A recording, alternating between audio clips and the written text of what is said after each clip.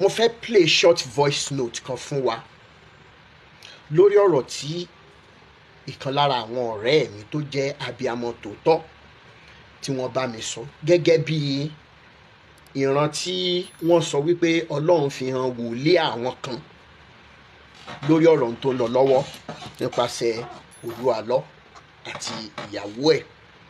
Ṣùgbọ́n kí n tó play voice note yìí ṣe ló dàbí ìgbà tó yẹ pé wọ́n gbé ohun tí mo mọ̀ ọ́ jẹ́dé torí wípé ibi tó le làbọ̀ ọmọkùnrin bí mo dẹ̀ ṣe máa ń sọ ẹ̀rù ikú ìbá mi torí wípé Jésù tí irú OLU ALO gan lòun spread 33 years ni I am almost 50 so kò síkú tí ó pa àgbàlagbà tá à ní bá kò torí ẹ̀ ń bẹ̀ á tó ń bọ̀ sí wípé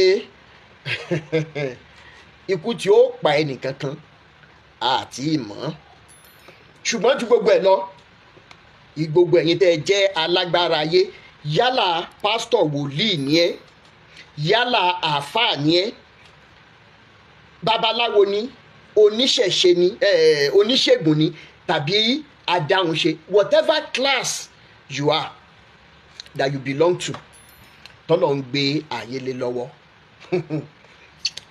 wọ́n wá gbé ọ̀rọ̀ mi wá sọ́dọ̀ rẹ̀ ẹ jẹ́ ń sọ eléyìí tó bá jẹ́ wípé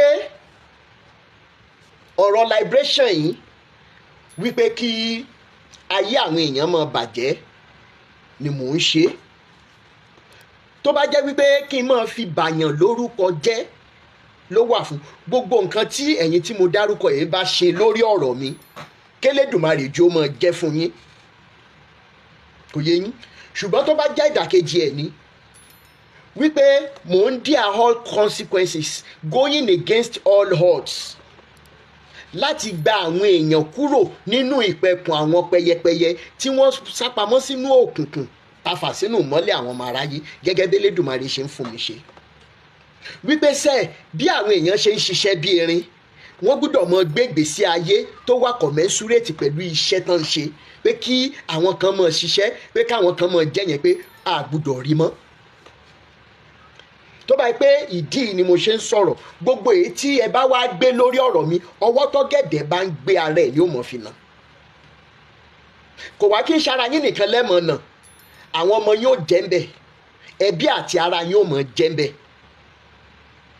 mi ní sọ jù báyìí lọ nítorí wípé wọ́n sọ fún mi ní wòlíì tó dẹ̀ ríran yẹn tó lọ́ọ́ fi hàn mi ìmọ̀ nítorí ẹ̀ ọ̀rọ̀ tẹ́ fẹ́ gbọ́ nínú fọ́nrán ẹ̀ allegedly ni mi confirm ẹ̀ pé ẹnìkankan bìlọ́ǹgì sí ẹgbẹ́ ògbóni kankan tàbí ẹgbẹ́ ayé kankan tó kàn ń fi pásítọ̀ bojú ẹ fi ọgbọ́n yín ẹ fi ìmọ̀ yín àti òye yín ẹ fi gbọ́ voice note yín ẹ ṣé ó dìgbà náà. Hello. Mo ti ń gbọ́ yín dáadáa báyìí. Èmi sọ ni ẹni pé bàbá yẹn sọ wípé ògbóni tó le jù wọ́n orúkọ mi wà bẹ́ẹ̀ nọ́mbà 1. Nẹ́tíwọ̀kì yín ń kọ̀. Ó dà pé wà ń bí pariwo wà. Ṣé ìlú APC ni?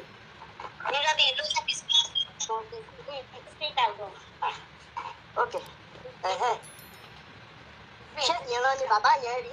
Bàbá yẹn ríran ni àbí? Bẹ́ẹ̀ni mo sọ fún yín confam tó bá sọ ó tọ́ ni èyí bá yọ̀dá sí ìránṣẹ́ ọ̀rọ̀ kíní kan kò yé yín èyí ni ẹ múra sọ̀rọ̀ ara yín. So Ọlọ́run wá fi ẹni sùúrù sẹ́ ẹ̀ Ọlọ́run wá fi hàn wọ́n pé wọ́n ti mórúkọ mi lọ sí. Èmi ò fẹ́ gba dájú ṣùgbọ́n èmi ò fẹ́ já mi ìfẹ́ mo máa ń gbọ́ ṣe pé ìtara bí akọ tí mo rí nígbà tó ń sọ pé orúkọ yín ti wà nídìí ayéṣòdo ni tó ń gbòkú rí wọ́n fẹ́ mú yín ọ̀tá yín wá tẹ́lẹ̀ ó fẹ́ mú ọ̀tá yín kalẹ̀ pé ìdẹ̀yìn OLU ALO wà.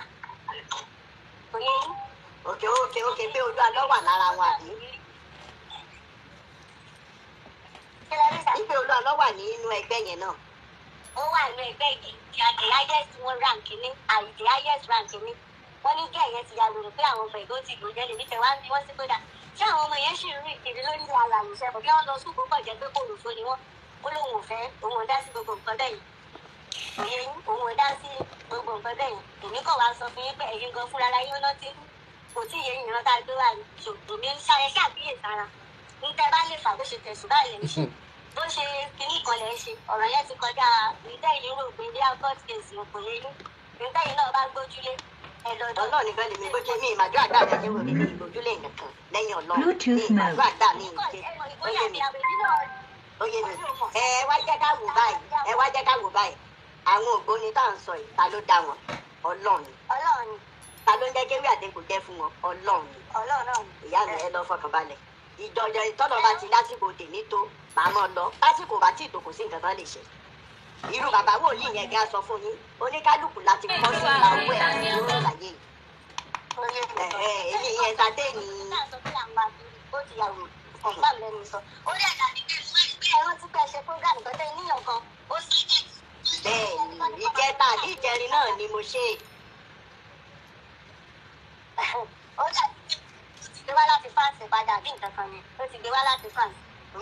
Láti France padà bí Àsiri ìjọ ẹ̀ ní òótọ́ ní kéèrò máa fi ṣe. Bọ̀dé mi kọ́ jẹ́ kí n ránṣẹ́ Ọlọ́run rán tó rí ni mo sọ. Ẹ̀sọ́ ògùn yẹn. Ó yẹ kí Ọlọ́run tó wá fi irú ìran bẹ́ẹ̀ yẹn hàn rú wòlíì bẹ́ẹ̀ yẹn. Ó yẹ kí Ọlọ́run sọ nǹkan téèyàn lè ṣe fún wọn pé. Ṣé ẹ fi òpè ẹ̀rọ ló ti lẹ́ fi òpè àwọn wòlíì tó kù òyìn everybody rí ṣe gbogbo náà ló ń tẹ́ wọn ò gbé Jésù wọn ò gbé báyìí yìí dáná lọ́dọ̀ gbogbo náà ló ń fi 50-50. Ó ṣe pé wọn ẹ fi pé wọn ju wọ́n rí àwọn náà wọ́n rí ṣáṣí pé gbogbo wòlíì tó sọ ṣùgbọ́n oníkálukú ṣe kí ìgbà tó ti ń di bọ́rọ̀ ó ti ń di àwọn ògbóní stuff kìíní kan yẹn everybody náà fẹ́ olóforí àbàbẹ́ eléyìí o.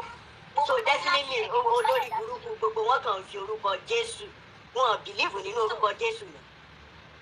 Ẹni tẹ́mi sọ yìí ó bìlíìfù náà ṣùgbọ́n Olúwa ní àṣírí rẹ̀ ní ẹ̀ṣin máa ṣe ṣùgbọ́n ṣe mọ̀ pé nígbà míì téèyàn bá ṣe sáré náà Ọlọ́run á máa wò wọ́n ṣùgbọ́n kò tiẹ̀ yóò tẹ̀ fẹ́ dá sí kò fẹ́ fi kìnìún kan tó bá yẹ kó ní bó ṣe jẹ́ pé ó lóun ń dá sí ó ní thousands of people ti bì ń pé ó dàgbà bẹ́ẹ̀ tẹ̀ ó lè sọ̀rọ̀ yìí pé nígbà wà ṣó ti kú ní oníkòkò ló ti ó ló ya wèrè ní ó láwọn ọmọ ìgbà ó dẹ̀ ti bò èmi tẹ wá nígbà tí àwọn ọmọ yìí náà ti tí wọ́n daṣọ́ wọn kú ni àbí wọ́n ṣì wà láyé tọ́kọ̀ jẹ́ kó òun fúnlẹ̀ pé lóun fẹ́ òun ní kankan tó fẹ́ dá sí ṣùgbọ́n ẹni táwọn sọ pé dúró tì mí dáadáa nínú orúkọ ẹ̀ báyìí nọ́mbà 1 kìíní ni Elvis. Olúwa ìwọ ni àpáta mi, ẹ̀rù kan kì yóò bá mi nígbà tí èmi bá ké pe ọ́ yé o dá mi lóhùn. Ẹ jẹ́ n gbórin.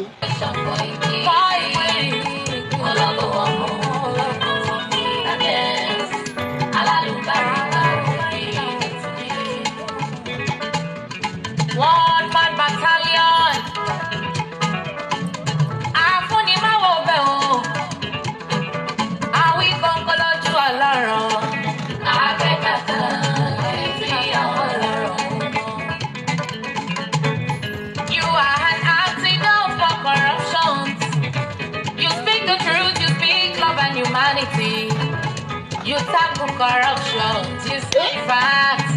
Fabanira méjì nínú ìlú Ìgbégàdé. Nínú ìlú yóò Ìgbégàdé. We love you to me, we want you to know that you are exceptional. Good afternoon, good morning, good evening, everyone.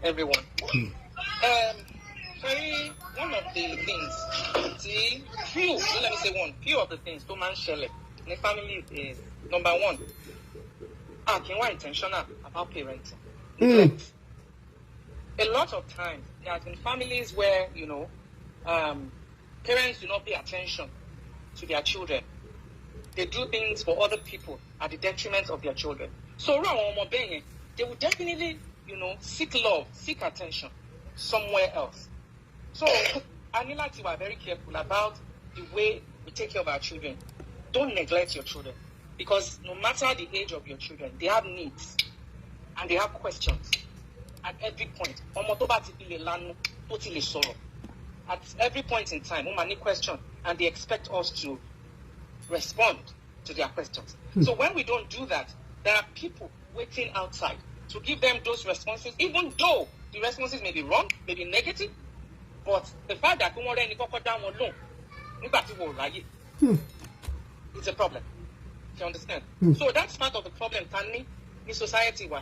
And ọmọ tó bá wà unfortunate ọlọ́run má jẹ́ ká wà unfortunate tó bá lọ kó sọ́wọ́ irú àwọn pásítọ̀ àwọn wòlíì tá à ń sọ yìí wọ́n máa take advantage wọ́n á gba ọmọ yẹn lọ́wọ́ òbí pátápátá ni because ibi tó ti rí attention tó ti rí love nìyẹn. And then number 2, don't let us be judgmental Sherry, a man judge ara wa gan, especially láàrin ọkọ àti ìyàwó. Let me give a typical example. I've dealt with someone tó jẹ́ pé okay, ó marry ìyàwó ẹ̀ virgin, you understand? Ọkọ ẹ̀ mọ̀ tóun fẹ́, òun bá ń lé mi. But ìyàwó yìí naturally ó wà inquisitive, ó ṣàláwọn ọ̀rẹ́ tó máa ń sọ oríṣiríṣi tó máa ń share intimacy, you understand? Báwọn obìnrin ṣe bá ṣe máa ń ṣeré gbà mí gbé tó bá rí ilé kan táì tó tún lọ ń gbòòrò ń sìn, you understand? And this woman felt okay, this is my husband. Nǹkan tó rẹ̀ mi sọ, let me even try with my husband. And that was the genesis of our problem. Because ọkọ ẹ̀ ti George. So ẹ má jẹ́ ká máa judge ara wa because ṣé gbogbo kìíní yìí bá ṣe ń ṣe, I tell people nǹkan táwọn ọmọ yín bá rí yín bẹ ṣe ń relate sára yín òun náà làwọn ọmọ yín ń kọ́ òun náà làwọn náà máa fi ṣe yardstick wọ́n bá di pé àwọn náà bẹ̀rẹ̀ sí build relationship. ṣẹ́rí lady yìí problem ẹ̀ nìyẹn pé ó kàn tiẹ̀ try another style pẹ̀lú ọkọ ẹ̀ ọ̀bọ̀ ìbẹ̀rẹ̀ sí George ẹ̀ ní pé aṣẹ́wó ni ó ti bẹ̀rẹ̀ sí rìn ìkùn ó ti bẹ̀rẹ̀ sí stick. The lady was. And by judging her alone, you have already created distrust. You have created some kind of gap. You understand? Then another thing is unforgiveness. Because Sherry, Sherry, until we parents understand we need to sit down and go and think back and never be afraid, never be too proud or too big. That's you apologize to someone. Especially when you are lucky to have a child to come out to you that this is what happened. This was what you did. Don't turn it around and say, they don't share, we'll try to protect them. No. Learn to apologize to your children. And then children too. Forgiveness, I always say, is a journey. And you can learn that you are not a chance. They have made the mistake. Maybe because of what they've been through. Maybe because of negligence. But if a parent comes to you and say, I am sorry, please, it's a process. Start from somewhere. Build family, what the family was strong. Even when you go to church, they will call the pastor out. You can't talk to me, you can't talk me down. My parents have said things, have said good things about me. Because Sherry, validation would be goes a long way.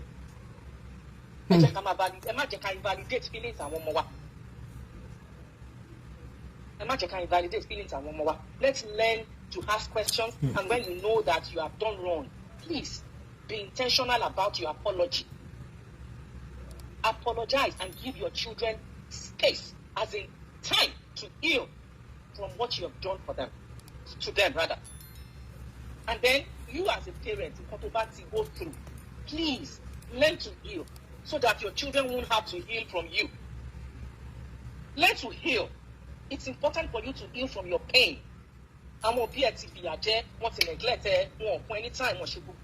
Please heal.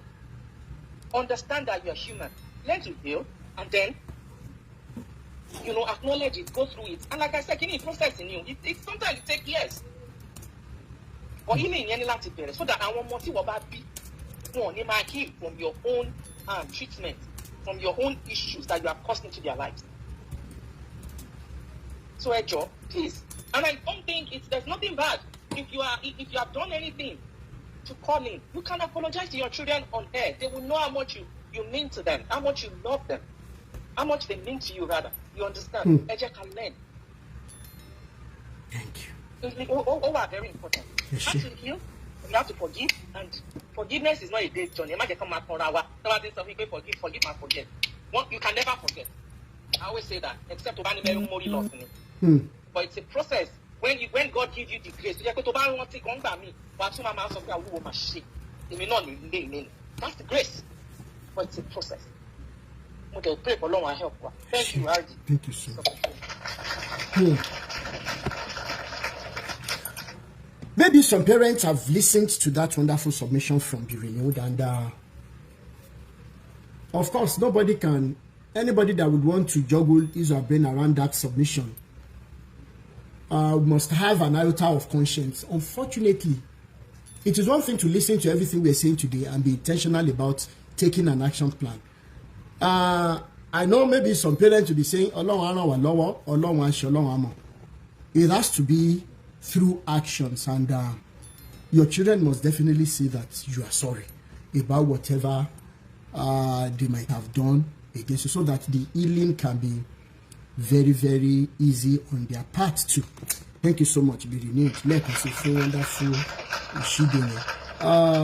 global prophet. Okay. Ekale sir. Ọlọ́run lọ́wọ́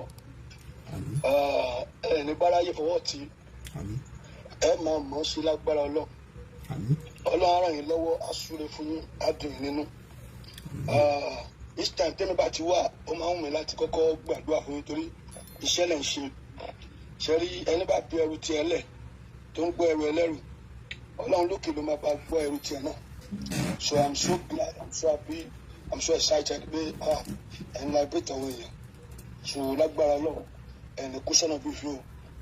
Now lórí ọ̀rọ̀ tí ó ń lọ lálẹ́ ṣé ń gbọ́ mi? Bẹ́ẹ̀ni. Lórí ọ̀rọ̀ family issue something like that. Ṣé rí ohun tí ọ̀rọ̀ family ti dálẹ̀ ní Christendom ní religions ó ti pọ̀ jù. Ó ti yẹ bẹ́ẹ̀ ó ti pọ̀ gan, ewu yẹ pọ̀ rẹpẹtẹ dé pé okay let's assume now okay ìyá lọ sí CAC, ọmọ ń lọ sí Redeem, bàbá ń lọ sí MFM, àbúrò ń lọ sí Mountain of Fire for instance ni o. Ó yẹ ibẹ̀ ohun tí mo sọ àti máa yẹ inú iṣẹ́ sọ yìí. Bẹ́ẹ̀ni. Tó dẹ̀ jẹ́ pé oríṣiríṣi doctrine, oríṣiríṣi ìwàásù, oríṣiríṣi àmọ̀ràn ní gbogbo ọjọ́ mo máa gbọ́. So irú ìdílé bẹ́ẹ̀ kí lẹ́rù kó lè ṣẹlẹ̀. Lọ́sàn níbi tí ọmọ bá ti ń lọ sí CAC, tí bàbá ti ń lọ sí ìṣẹ̀lẹ̀ tó ti ń kán àbẹ́là, tó lè ti ń ṣe igbá tó ti ṣàwù, kò sí ní dàrúdàpọ̀ ti wáyé already. Back in those days, nígbà tá a wá sí kéré tá a ṣe ń dàgbà bọ̀ díẹ̀díẹ̀, mọ̀mísí mi ṣọ́ọ̀ṣì gbogbo àwọn tí mọ̀mísí mi ń lọ ní pọ̀mísí mi ń lọ làwa náà ń lọ. Ojú kan everybody ń lọ. Ìwàásù kan náà ni gbogbo àjọ máa gbọ́. Ìlànà kan náà ni gbogbo àjọ máa tẹ̀lé. Gbogbo ẹ ti dojú ló sì í. Ó yẹ bẹ́ẹ̀. So kò jẹ́ ìyẹn kan wà lára bọ́dọ̀ ti family mi, kò jẹ́ kí family kí ìfẹ́ ìrẹ́pọ̀ kí gbogbo ẹ̀ kó wà. Ìyẹn number one. Now number two tí mo tún rí bẹ́ẹ̀ ni pé okay now according to ìwọ̀n tẹ̀ ń jà fún in fact ṣẹ́rí ọ̀pẹ ènìyàn òpè Yorùbá òpè ènìyàn ní onímọ̀ nǹkan tẹ̀ ń jà fún. You are not fighting for yourself, you are not fighting for your wife, you are not fighting for your children. You are fighting for these people. Òpè ènìyàn ní onímọ̀ tẹ̀ ń jà fún. You stand for the truth. Tẹ́lẹ̀ ibi tí Yorùbá ní olóòótọ́ èèyàn kì í lẹ́nu. But tó bá pẹ́ bó jà ó máa ní ìtọ́jú ẹni lọ. Ó yẹ ibẹ̀ because okay now the issue of OLU ALO Jáde Bishari, ó ti piss me off. I don't want to say anything about it because mo kàn wò pé okay ìwọ ló ní family ẹ̀, ìwọ ló ní ìyàwó ẹ̀, ìwọ ló lọ́mọ ẹ̀. Àṣọ pé kò mú ọmọ ẹ̀ jáde, kò mú ìyàwó ẹ̀ jáde. Ọ̀gá pé bá jẹ́ ìwé ẹ̀dẹ̀wọ̀n ẹ̀ bí tó bá wọ̀ ẹ̀ kò fi wọ́ sí. Yọ̀ọ́sà ìwà láti ẹni yẹn. But èmi wò pé family ni ò ti ṣetán, tí family bá ṣetán. Ìyàwó Olú Aléyẹmí sí òpè kò lè jẹ́ ẹ̀gbọ́n tèmi kàbí tó jẹ́ àbúrò tèmi. Mo fi ẹni tó dàrú àtàyè búra. Samuel Olú Alọ́ kò ní ṣe sábìsì o. Mo fi Kristi búra kò ní ṣe sábìsì ní ṣọ́ọ̀ṣì ẹ̀yẹ o.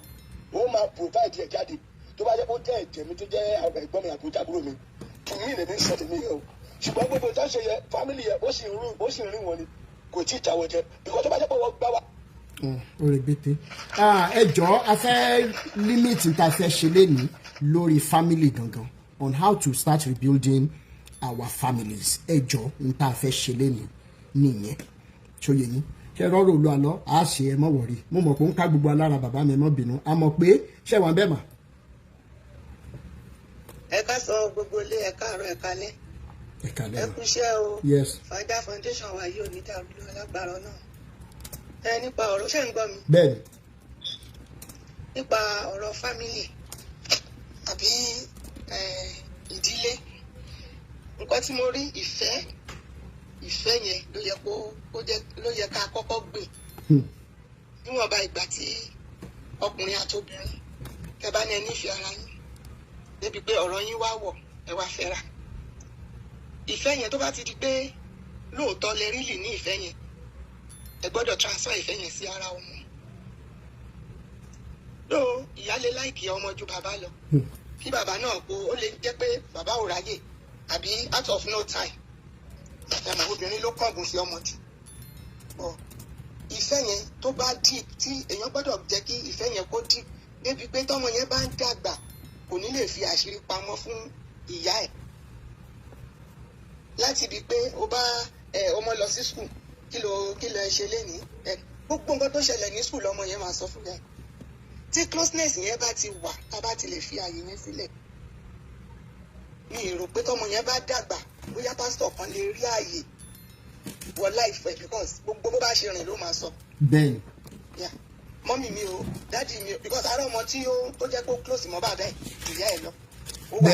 bẹ́ẹ̀ so débi pé ọmọ yẹn ò ní àṣírí kó tó di pé ọmọ lọ há sí ọwọ́ pásítọ̀ kan àbí wòlíì kan níta á ti fi àṣírí yẹn díẹ̀ hàn yá ẹ̀ wọ́n á ti tọ́ sọ́nà pé báyìí dé àwa òbí mo fẹ́ gbà wá níyànjú kan kò sí ọmọ tó kéré láti fi ààyè gbà láti sọ opinion ẹ̀ ó máa ń wọ́pọ̀ fún wa láti máa sọ pé jọ́wọ́ ló dáyé experience wo lo ní kíní ẹ jẹ́ ká fààyè gbà wọ́n kàn sọ tinú wọn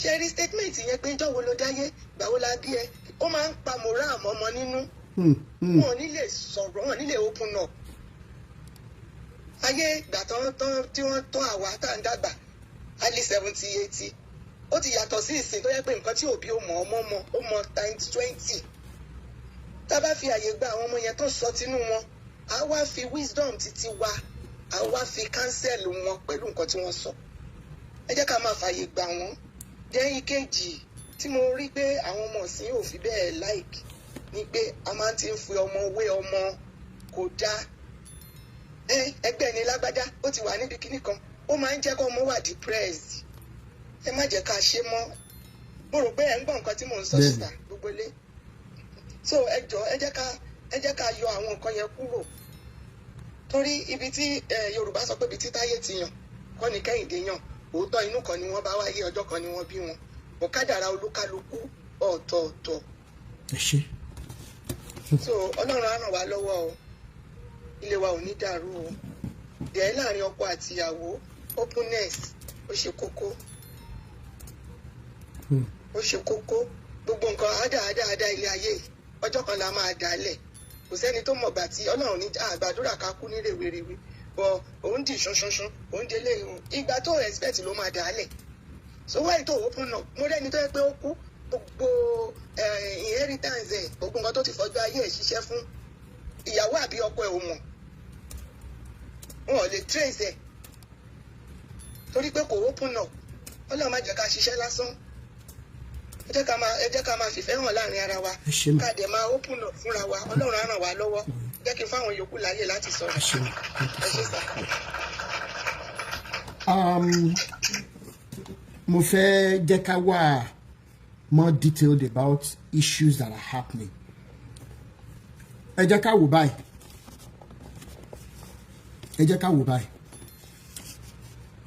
wọ́n ní wípé ara ò rọ okùn ara ò rọ adìẹ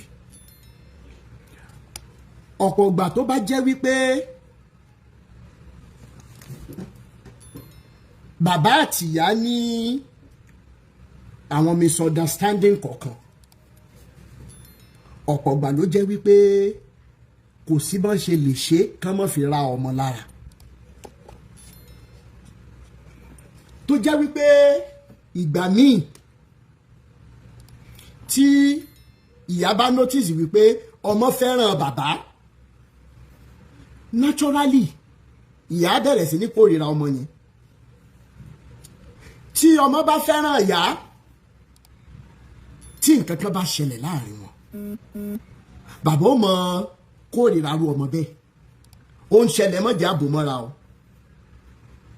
débi wípé lójú ọmọ yẹn gan ìwọ bàbá o ti perú ọmọ bẹ́ẹ̀ ní ọmọ àlè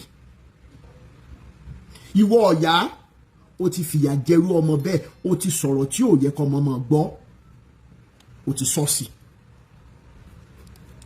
torí ọ̀dà ìgbà tó yẹ pé a gbọ́dọ̀ wà detailed about àwọn tá a fẹ́ sọ lẹ́nu ká dẹ̀ ní lọ́kàn pé torí àwọn ọmọ wa and if we are thinking about our children ẹ já ṣe báyìí we will never understand what we're saying today if we don't understand this concept of the society. Families are the basic units of the society. And when we say families, bàbá, ìyá, àwọn ọmọ tí wọ́n bí, ọ̀pọ̀ nù wa la dàgbà pẹ̀lú àwọn cousins wa tá a rí wọn bí ẹbí. Ẹ jẹ́ n fún wa l'example.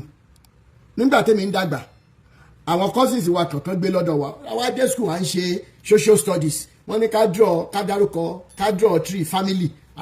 Mo wá draw daddy, mo draw mommy, mo draw gbogbo wa pẹ̀lú àwọn cousins mi. Nígbà tí tíṣà ní tí mo draw pé ọmọ ọdún mélòó ni ẹni yìí? Ẹ̀ẹ́dẹ̀ kì í ṣe ìbejì. No, ọmọ daddy mi ni, ọmọ mommy mi ni. Because we were not raised to see them as even our cousins. I am telling you the simplest truth. We were raised to see even our cousins as ọmọ ìyá ọmọ bàbá. And I know that there are some homes today tó jẹ́ wípé ẹlòmíì gbà tó ń dàgbà náà ṣe sọ pé ẹni ní dáàdi ẹ̀. I'm telling you. Question tí mo wá fẹ́ béèrè sí ni wípé kí ni nǹkan tí ìwọ ti ṣe? What have you done as a father? What have you done as a mother that could have made it a reason why your children can no longer confide in you? Ẹ jẹ́ ká gbé yẹn yẹ̀wò. Torí wípé àwọn ọmọ tá à ń rán lọ síta tí wọn ò bá rí wa gẹ́gẹ́ bí the first friend and the first gods of their lives, tí wọ́n rí pastor tí wọ́n rí àwọn other figures as they are all in all and everything, ó yẹ kẹ́ ti mọ̀ pé ògiri ti lanu sílẹ̀. And I will let us know this. In tí wọ́n bá ṣe fún ọmọ níta, bóyá wọ́n fipá bá a lò pọ̀, ǹjẹ́ jẹ́ mọ̀ wípé ọmọ yẹn ó máa faramọ́ irú péènì ìfipábánilòpọ̀ yẹn ju péènì tí wà tí bàbá àti ìyá ẹ̀ tí wọ́n kọ́ sí fún lọ. Some people be like, but wọ́n fipá bá a lò pọ̀ ní kíni tí tèmi kíní kan. Màá sọ fún yín lẹ́nu wípé it is not in the magnitude of what is done to somebody. Please listen to this. Àlùjọ̀nnù ló gbé wá. It is not in the magnitude of what is done, but in the closeness that we have with the person who has done it. Òyìnbó yẹn le, ó lè fẹ́mi náà lórí mi ìgbébù. In tí à ń sọ ni wípé ẹ mọ̀ wò wípé in tí ó ṣẹlẹ̀ yẹn kí ni ọmọ yẹn ò Philippine tára àta yẹn ṣe fún. Ó wá Philippine wọ ìyá àti bàbá tàbí sibling tó jẹ́ pé bóyá ọ̀rọ̀ kékeré kan ló ṣẹlẹ̀ láàrin yín. But I am letting us know today that it is not in the magnitude of the hurt of the problem from an outsider, but in the closeness of the person who has hurt us. Ẹ jẹ́ wá tú palẹ̀. Tí ẹni tí mo fẹ́ràn tó bá já mi lé ìkànnà, tí mo fẹ́ràn tí mo depend lé lórí, irú eléyìí tí mo kọ́kọ́ sọ síwájú yìí, tó já mi lé ìkànnà, èékánná yẹn máa dùn mí ju ẹni tí mi close mọ́ tó gún mi lọ́bẹ. So gẹ́gẹ́ bí bàbá àtìyá, kí ni tẹ́ ẹ ti ṣe tẹ́ ẹ rò pé ẹ ti ṣe tó ti àwọn ọmọ yín bọ́ síta tàbí tí ò jẹ́ káwọn ọmọ yín, torí nígbà táwa kéré tá a bá ti dé láti school, mọ́mì dáàdì kiri kan grandpa mi fẹ́ kún gbà yẹn, a máa sọ dédé àlá tí ń bá lá màá ti jí grandpa mi, dáàdì dẹ́rẹ̀ bàbá mo lálàá kan báyìí. Now gbogbo ògbà náà wọ́n ní ọmọ yóò ti lè rọjá jù mọ́ pàdé jàre kíní kan kíní, a máa tẹ̀lé wọn lọ sí di àrò tàbí kitchen. Ó wá ṣe báyìí. Parents will listen then. Ṣé kò sí economic problem gbà yẹn ni? Ó wà. But finally kíní yẹn bẹ̀rẹ̀ sí ní reduce. What have you done as a father and as a mother tí ò jẹ́ káwọn ọmọ ẹ kí wọ́n find it easy láti lè bẹ́ẹ̀ sọ even the most stupid thing tó ń ṣẹlẹ̀ sí wọn? Ẹ jẹ́ àgbọ̀ ọ̀rọ̀ sókè, ẹ jẹ́ ká mọ̀ down question bí mo ṣe mú wa. Àṣà ẹ bo níṣẹ́ wa ń bẹ̀. Ẹ kàlẹ́ mà. Gbogbo lẹ́ ẹ kàlẹ́ lásán ìpínlẹ̀ pàtàrọ̀. Ẹ̀rí nǹkan tẹ́mi fẹ́ sọ níbẹ̀ ni wípé ṣe rí àwọn ọmọ wa ó gbọ́dọ̀ jẹ́ ọ̀rẹ́ wa. Àwọn ọmọ wa gbọ́dọ̀ jẹ́ ọ̀rẹ́ wa to the extent pé like tán bá lọ sí school or tán bá jáde or tán bá lọ sẹ́nu ìwé anytime wọ́n bá padà dé tó bá wọlé ó gbọ́dọ̀ wà ní mind wọn wípé I want to tell my mommy this or I want to tell my daddy this is what happened blah blah blah blah blah blah blah gbọ́dọ̀ jẹ́ kó máa rí wa bíi because some parents aburú especially ká sọ pé àwa ìyá aburú gan it's like lójú àwọn ọmọ yẹn ó máa ń dàbí wípé bóyá a ti lè pariwo jù a ti lè ṣe jù and àwọn ọmọ yẹn wọ́n jẹ́ ní generation tá a wà ń sìn generation tó wà ń tà ń sìn tábà pariwo mọ́ wọn a gbọ́dọ̀ jẹ́ káriwo yẹn kí kó jẹ́ ká àbádọ́ wọn ká kàn wò wọ́n pé àwọn ọmọ yìí a gbọ́dọ̀ tún padà pè wọ́n ká fáwọn mọ́ra okay kí ló ṣẹlẹ̀ kí ló rí nǹkan ọ̀kan bẹ́ẹ̀ yẹn and most parents lóòótọ́ wọn ò kì í fẹ́ gbọ́ kí ọmọ jáde kó dé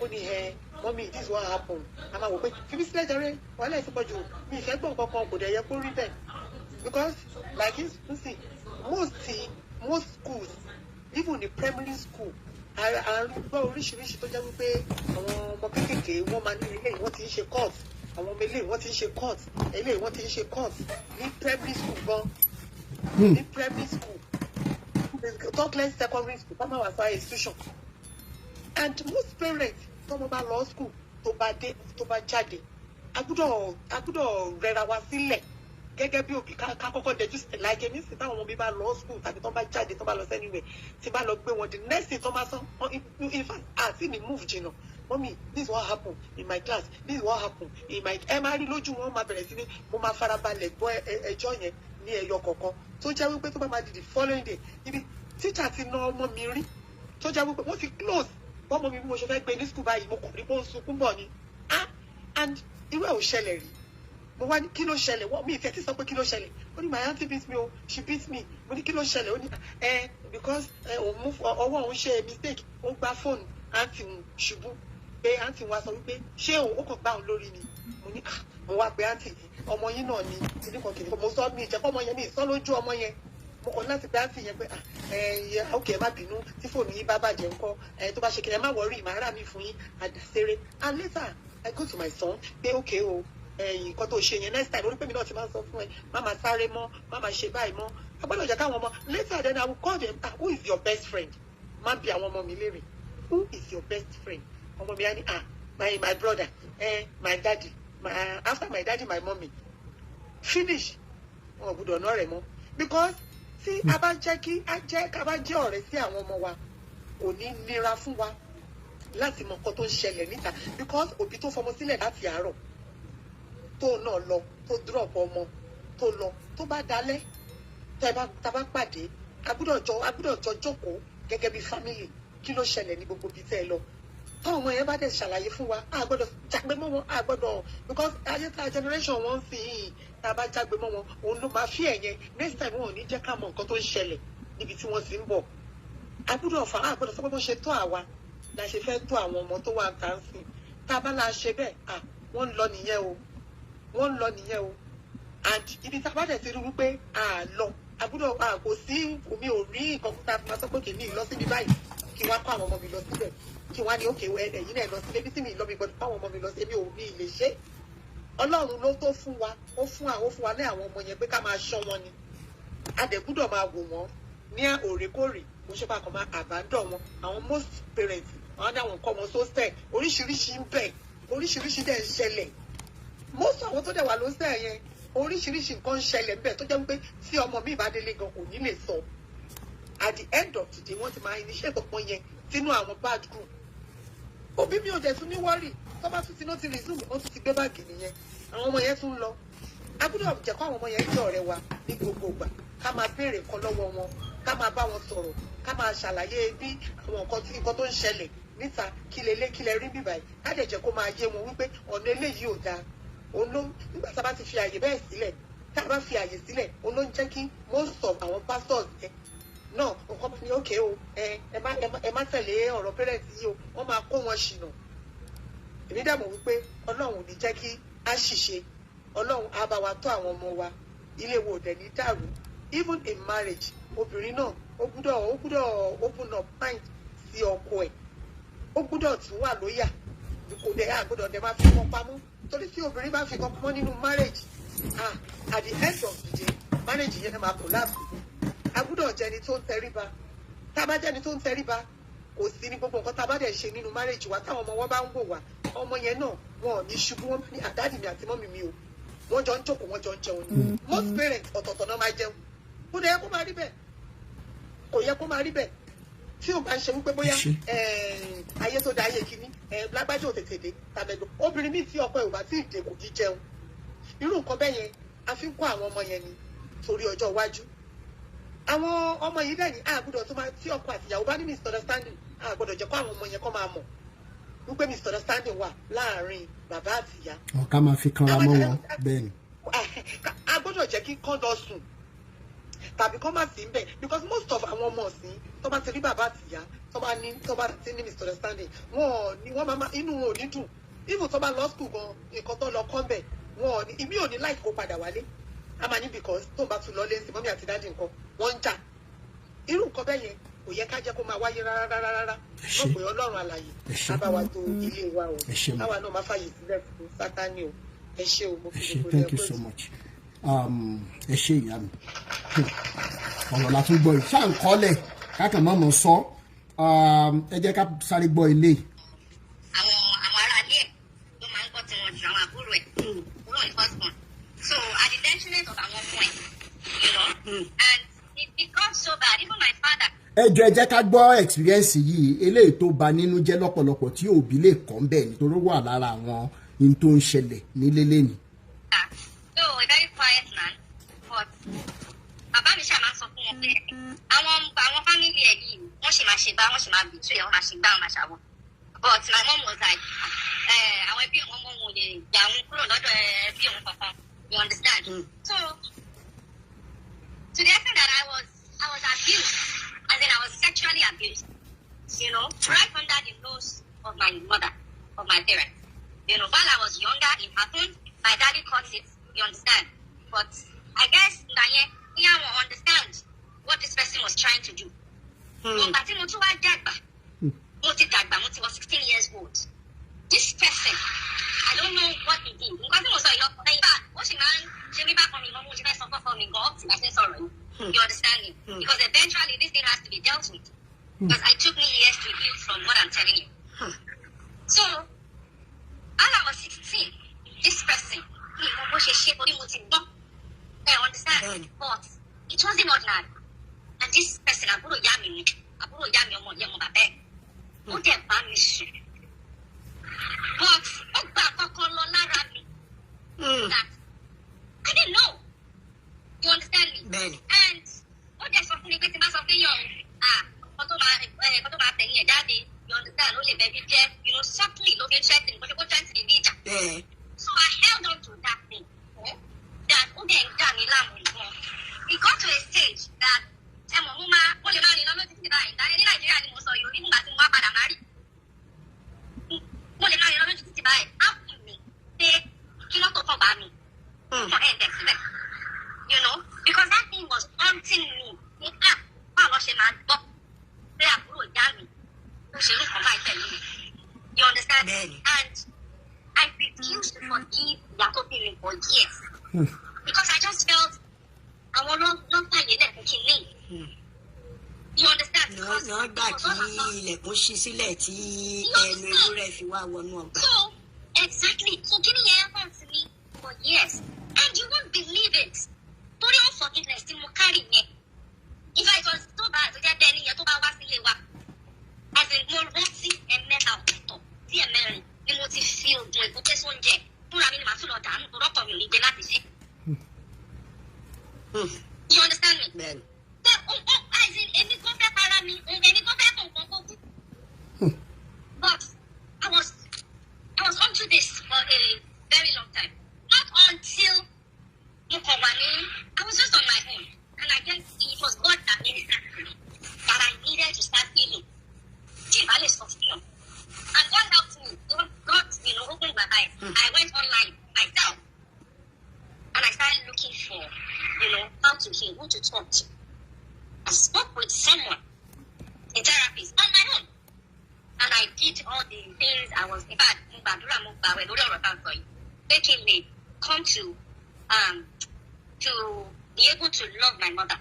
I'm just telling you this so that people will know the genesis of the problem and face and how you can fix some things instead of us allowing all these so-called prophet pastors to take advantage of our family, of our vulnerability.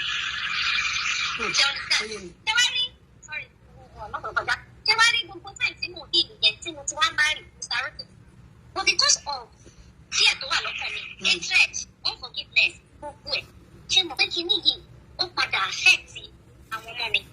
especially at forgiving. Do you understand? Because I was always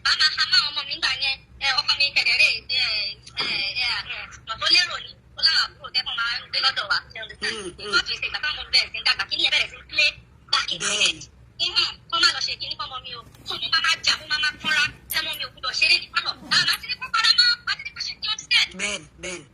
To the extent that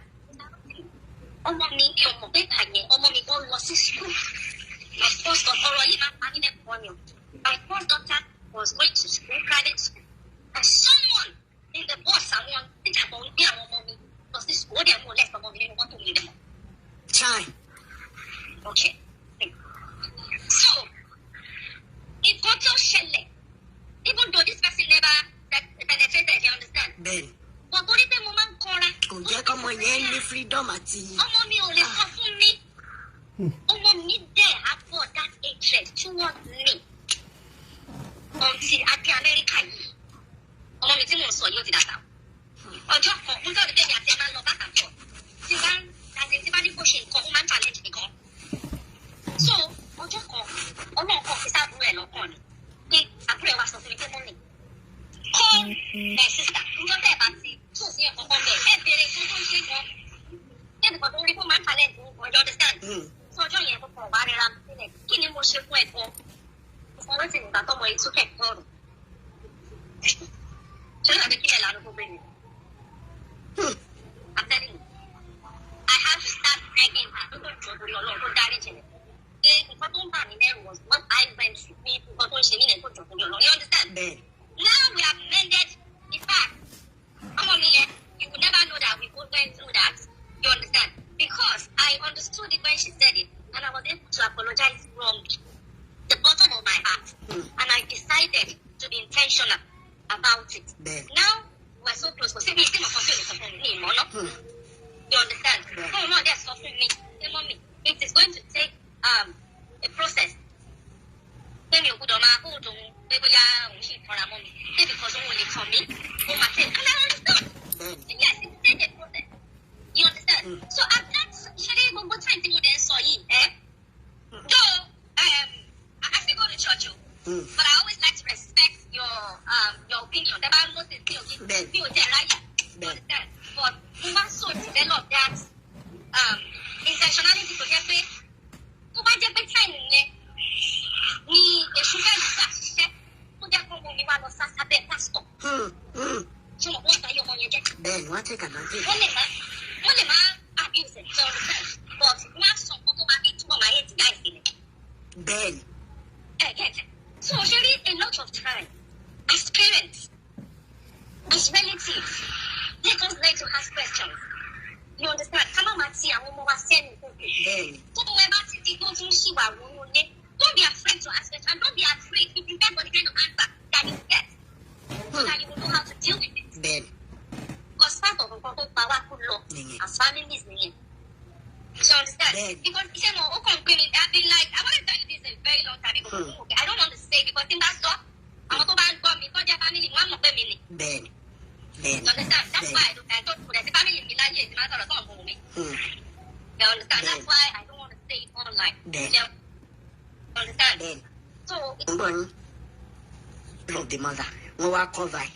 You pay to the Don't let it go. This is a case scenario, and that is what we're talking about today. That on our parents, if it ba, láti fi ṣe àwọn ọmọ wa. Were we even ready? Because tabanika sọ̀rọ̀ parenting. Láyé òde èní ṣe àmọ̀ pé nǹkan táwọn ọmọ yẹn mọ̀ ó ju ń táwa gan fúnra wa mọ̀ lọ but nírú àwọn situation báyìí what exactly are we doing as parents to help these children? Ẹ jẹ́ ká darí ọ̀rọ̀ wa lọ síbẹ̀. How intentional are we to help our children through us and managing ourselves? Knowing fully well that wa náà ní life tiwa láti ìlú ká ní pé torí pé ọmọ pé ká má ṣe nǹkan tó yẹ ká ṣe, but how do we blend all of these things to make sure that our children are helped? Adeyinka. Thank you. Thank you for your ọ̀rọ̀. When we are talking of family, ó bẹ̀rẹ̀ láti ìlú àwa òbí, especially obìnrin ìyá. Mo lé experience méjì kan láti ọwọ́ èèyàn kan pẹ̀lú voice note ìrora play ló jẹ́ kí n rántí ẹ̀kan yẹn. Kẹ́rí tí òbí náà bá ti wà, wọ́n bá ti jẹ́ pé kò sẹ́ni tí ò ní tó láìpẹ́ owó. Kẹ́rí tí òbí fóònù ti bá ti wà, wọ́n bá ti jẹ́ olùfẹ́ owó. Ẹlòmíì kò sí nǹkan tẹ́lòmíì ò ní ṣe láti jẹ́ tówó kí owó yẹn ṣáà ti dé ni. Kò mọ ibi tí ọmọ yẹn ti lọ gbé owó wá. Bí lédè yìí ṣe sọ̀rọ̀ jẹ́ kí n rántí ọ̀rọ̀ yìí tó kúrò Nàìjíríà lẹ́nu fi sọ fún mi. Ó kọ̀ lóun dédé kúrò níbi iṣẹ́ ní ọdún yẹn. Ó ní bọ̀ àwọn pẹ́rẹ́ǹtì ń keep telling òun pé padà sí ìdíṣẹ́ yìí, padà sí ìdíṣẹ́ yìí, padà sí ìdíṣẹ́. Ó ní débi pé wọ́n tẹ̀ lu òun. Ó ní wọ́n lù ẹ̀. Ó ní kí ló ṣe lọ́gọ́gọ́. Ó ní wọ́n fún òun ní chance láti gbọ́ tẹnu òun pé ìwé ó lé after the salary tóun fẹ́ mú wálé. Ó ní ṣe ni ọ̀gá tóun bá ṣiṣẹ́ tóun bá ti palẹ̀ mọ́ lálẹ́ tóun kó nǹkan yẹn lọ sí àwọn nǹkan tóun lò tóun kó lọ sínú yàrá sínú ilé. Ó ní pẹ̀lú fẹ́ rẹ́pì ó ló ṣe nígbà àkọ́kọ́ òun escape ó ṣe nígbà kejì òun ṣe ta gbogbo gbá ilé fún nìyẹn òun ṣe sales girls wọn. Ó lóun wá jókòó sínú ilé jọ́ kìíní jọ́ kejì àbọ̀ òun kọ́kọ́ bèèrè lọ́wọ́ pé òun lọ sí lágbájá òun lọ sí ibi iṣẹ́ rẹ̀ ó ní pé ara òun ò yá ọ̀sẹ̀ kan lọ ọ̀sẹ̀ kejì bí ìyá ẹ ó ní bí màmá òun ṣe bẹ̀rẹ̀ sí fún gbogbo òun lọ́rùn yẹn òun lè jókòó sínú ilé òun máa bọ́ ẹ ṣe kí nìkan ó ní ẹ jẹ́ kó òun explain nǹkan tó ṣẹlẹ̀. Ó ní àǹtí wọ́n mi òun fún òun ní room láti explain rẹ̀ sọ nǹkan tó ṣẹlẹ̀. Mo ní àdúgbò nǹkan bàbá ìṣẹ̀lẹ̀ ó mọ bó tilẹ̀ pé bí family kankan wọn abẹ fún mi kán lọ jà nílé àwọn ẹni yìí. Ó ní mo sí òun ò fún òun ní chance láti sọ̀rọ̀ pé she was only after that money. Ṣé irú nǹkan bẹ́ẹ̀ yẹn ṣé ewu trauma tẹ́ni yẹn go through irú nǹkan bẹ́ẹ̀ yẹn ó ti divide family already. Kò sí bẹ́ẹ̀ ṣe lè mú family yẹn kò sí bẹ́ẹ̀ ṣe lè mú padà mọ́. Another one ní àwọn òbí mi wà tó jẹ́ pé ọmọ ṣàmàmú wà ní wọn ò fẹ́ mọ ibi tọ́mọ náà ti ń rí owó yẹn. Ọmọ nǹkan tẹ́lẹ̀ mi tó máa ń ṣe ni pé ọmọ tó bá mú owó wálé òun nìyí ẹ̀ máa yàn. Èyí tó bá mú owó gidi wá bóyá tó ń tọ́jú ìyá tó ń ṣe kinní kan táwọn dà sí ẹ̀ ń struggle wọ́n wá capitalize wọ́n wá focus attention. Bẹ́ẹ̀ni tó mú wá gbọ̀ngàn ni. Àwọn tó kù yẹn ojú wo lè fẹ́ jẹ́ kó máa wọ̀n kó sí ní family tó jẹ́ pé nǹkan bẹ́ẹ̀ ló fa ayé family yẹn jẹ́ pé wọ́n sí ní rẹ̀ pọ̀. Ṣèbí nígbà tí wọ́n ní àwọn tí ẹ concentrate lórí ilé nígbà tó máa dọjú alẹ́ tí ìyá àti bàbá sì kì í àwọn tó neglect nígbà yẹn òun làwọn ọmọ kàbúrò wa sọ pé ṣèbí àwọn tí ẹ̀ ń gbé gẹ̀gẹ̀gẹ̀ ń gbà yẹn àwọn nìkan ló máa tọ́jú yín lọ́jọ́ alẹ́. Sórí family bẹ́ẹ̀ yẹn kí ni ká pè ṣe àbíṣe ìjọba àbí pásítọ̀ tó tún darú ẹbí bẹ́ẹ̀ lọ. So family starts from us. It starts with them. Thank you so much. Thank you so much. That's very, very wonderful. Vicky Àìná ṣe wà ń bẹ̀. Ẹ̀yin òbí ṣe ń gbọ́. Vicky Àìná Lọ́lá Rex ṣe wà ń bẹ̀. Wọ́n bẹ̀ sà. Kalẹ̀ gbogbo lé ẹ̀ka sàn. First and foremost, máa dúpẹ́ lọ́wọ́ yín. Ẹ ṣe ẹ̀kú ìfẹ́ takuntakun tẹ̀ ń ṣe. Ẹ ṣe ìyá mi. Mostly for the first place. Àwọn tí ò lóhùn, àwọn tí ayé ò fẹ́ gbóhùn wọn, tọ́rọ̀ pé bí àwọn ọ̀jẹ́ èèyàn, wọ́n ti gbàgbé pé orí òjò orí lọ. Then straight to nǹkan tá à ń sọ lé nìsà. Mọ́mì tó kọ́ sọ̀rọ̀ yẹn, wọ́n ti fẹ́ sọ púpọ̀ nínú ẹ̀. Number one thing, I need to build the communication and present in the life of our children. Ọlọ́mọ púpọ̀ ni mí, mo máa sọ nípa ìrírí tèmi. About 2 weeks ago, ó ti pẹ́ tọ́wọ́n mi ti sọ mi pé òun fẹ́ bá mi sọ̀rọ̀ ọmọkùnrin ni. He's a teenager. Òun fẹ́ bá mi sọ̀rọ̀. Okay, tí n bá ti lọ sí yàrá ẹ̀, ọ̀rọ̀ tá a fẹ́ sọ, á ní kò tí ń yà. Ọ̀rọ̀ tá a fẹ́ sọ, á ní kò tí ń yà. So, bó ṣe di last week, ní bá ní òun fẹ́ sọ fún mi, mo bá ní òkè mò ń gbọ́. Ó dẹ̀ ní appointment, ó lọ fún physiotherapy. So ó bìlì pé mo tó bá sọ náà a ṣì ń gbé lọ síwájú dáàdì tó bá sọ your daddy is still going to be part of this discussion ó ní ẹ̀bọ̀n tó èmi lòún fẹ́ bá sọ. mo ní ok máa ṣe dé tó fẹ́ ṣe fíṣe rẹ̀ mo bá ní mọ́mì òun fẹ́ sọ̀rọ̀ yẹn sí mo ní ok ṣé kò ní dín tó fẹ́ ṣe lọ́wọ́ ó ní ṣe pọ̀ nìkan lọ́mọ àbí tó ń ti ń wá torí àǹkù ó fi àǹkù ṣe ní tó ti ń play basketball àbádẹ́ ìdílé wa bẹ̀rẹ̀ rẹ̀ ó ní òun feel pé ọ̀tá òun wà in prison mo ní kí ni òye mi ó ní òun ò ní free movement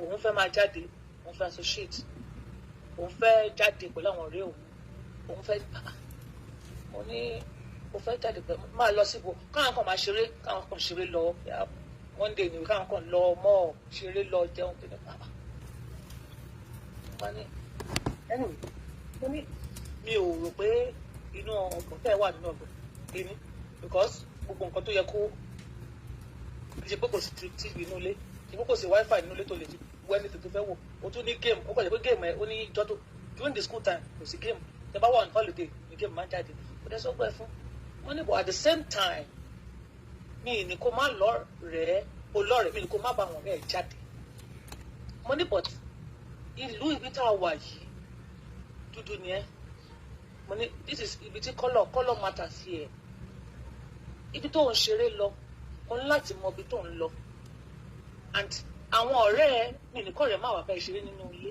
mo ní left to me I prefer your friend coming to my house ẹ jọ ṣeré mo ní ọjọ́ báyìí àwọn ọ̀rẹ́ mi fẹ́ wá sínú ilé wá bá mi ṣeré ẹ wá nu ilé ẹ ṣeré kí náà máa jẹ máa ti ṣe you are 16 years old tó bá lè ṣe nǹkan tó mọ̀ báwọn ọ̀rẹ́ ẹ fẹ́ wọ́n fẹ́ kí n bá yín ṣe wọ́n ní bọ̀ máa wá lọ ẹ máa mú ẹkọ̀ fẹ́ lọ àwọn mọ́ọ̀tù gbà tí ó ṣe pé bóyá mo fẹ́ ra nǹkan fún ẹ ní mọ́ọ̀ bí ó ní nǹkan tá a fẹ́ lọ rà máa lọ tójú bọ lébi tí mi ò sí yẹn mọ́ èmi àti a máa ń jáde mú mi kájọ lọ sí mọ́ọ̀ mi ní kó má lọ rẹ o wọ́n ní bọ̀t èmi ò tí ì fààyè pé máa lọ káàkiri ọjọ́ 16 máa lọ pẹ̀lú àwọn ẹfẹ́ máa lọ mọ́ láti lọ máa ṣe kí ni èmi ò mọ̀ by the way mo máa sọ fún dáàdì tí dáàdì ẹ bá nǹkan tó bá sọ but to me so ẹni tó ń ẹ̀zàmì ẹ̀ fún àpò ẹ̀ woman ẹ̀ ó wọlé at one time ó gbọ́rọ̀ wá torí mọ́ ìgbé mi nípa sọ and that is where the woman came in. wọ́n láti máa sọ fún pé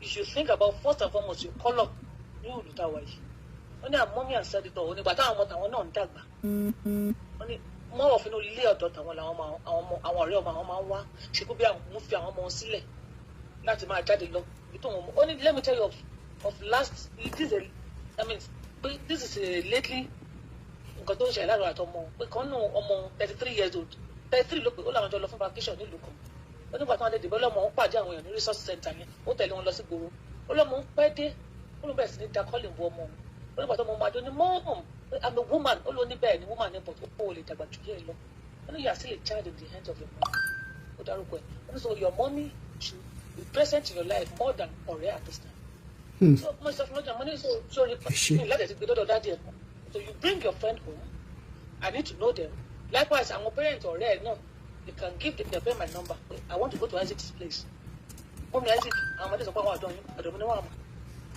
wọ́n wà okay tomorrow my phone lè máa gbọ́ mọ́mí pé ọmọ yìí ti kó lọ́dọ̀ mi that money is what I want but I'm not stopping but when the time wey o dey university o fẹ́ then wàá ti choose àwọn ọ̀rẹ́ but not at this so number one thing tí mo máa ń sọ fún àwọn òbí ni pé you need to be present in the life of your children má fi owó mo sì ní olùkọ́ àwàdì mo bẹ́ẹ̀ kọ́ sọ̀rọ̀ lately o sọ mi kó máa lọ ṣiṣẹ́ ní remote places mo bí lè kọ́ sọ fún àwọn ẹtì wọlé mo ní what about your kids a girl and a boy àwọn teenager làwọn ọmọ olómọ wà pẹ̀lú fiancé your maybe your kí ló pè náà ṣe partner ẹ ó fi ọmọbìnrin I'm sure ọmọ ẹbí ọmọ 15 years ti partner ẹ nírú olùkọ́ because of money then you go and work like 3 months before coming back to the city. mo fẹ́ máa pẹ́ lọ́rùn ẹ̀bọ̀ mo rò pé yóò bá bí tèmi náà ni àwọn ìlànà tí n bá sọ ó lè gbà mọ́ mi lẹ́gbẹ́ kí ni problem níbẹ̀ I was like money it is well nǹkan mo fi parọ́ rẹ̀ money it is well so far you know they are safe with your partner money it is well. what of ọkùnrin obìnrin ni wọ́n táwọn méjì bá lọ ń bára wọn ṣe kankan you are not there you choose money over the ìyẹn lágbára. ẹ̀yin ò bí you just need to please be present in their life and communicate tó máa ń bá wọlé láti fún sí ó máa ru ẹjọ́ lè pé ìgbà míì gan ti bá ń sáà bẹ́ẹ̀ sáà bẹ́ẹ̀ lọ́sọ̀jọ́ yẹn máa gbọ́ ẹjọ́ ó máa ru gbogbo nǹkan tó wà nínú arúgbó ẹjọ́ yẹn jáde wọ́n mi had fun in school today wọ́n mi kéde gbogbo ẹ̀ ló máa sọ fún mi ìgbà wáyé mo yẹ kí n kọ́ mi kí n kọ́ ẹ̀ pé boy nǹkan tẹ́ ẹ ṣe mẹ́yẹn school environment ni don't do that mo máa sọ fún ẹnu ilé so that is how it works.